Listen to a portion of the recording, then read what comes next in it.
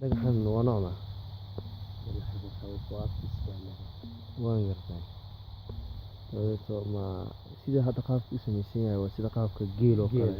waa geel afku kala hayo waa geel markuu yar yahay maartay mid bilo u dhiman yihiin dhasha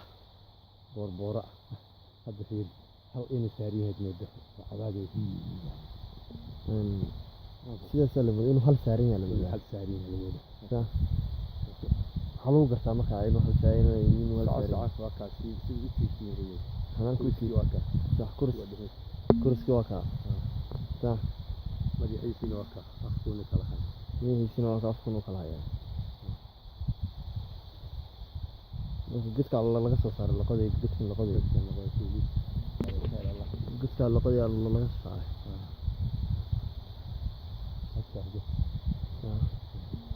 marka waa faa'iido leeyahay maxay tahay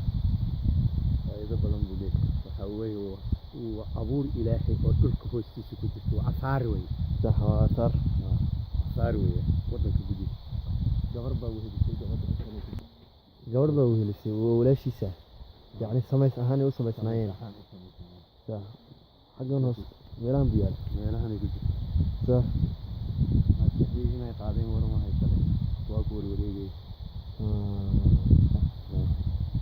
كوه هذا حان صدق يجي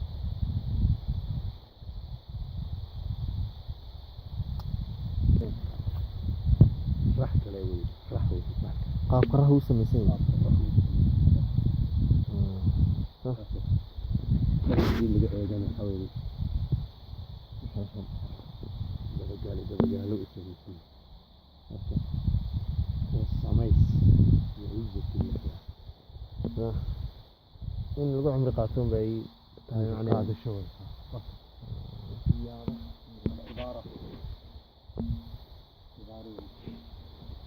sida dadkiisaan dhagaxani waa dhagax sida geela oo kale u samaysan haddii dhanka laga soo istaago waxay la macno tahay inuu hal saaran yahay oo yacni uu riminayo uu urgeynayo ayay la mid tahay dhan walba laga soo istaago qaab macno gooniya ayay ku tusaysaa dhagaxana isagoo u samaysan yahay afka ugu kala hayo neef dhammaystir aan ahayn oo dhashay oo neef geela oo dhan marka laga eego afka uu kala hayo ee aad arkaysaana waxay la macno tahay inuu yahay neef aanan dhamays ahayn aan dhamaystiran yani waqtigiisii aanan gaarin oo haddana dhashay ayuu weeyahay xaggan haddii laga soo istaagana sidan hore weeyuu ku sheegay wuxuu weeyahay neef saaran oo hal saaran ayuu weeyahay oo orgeynay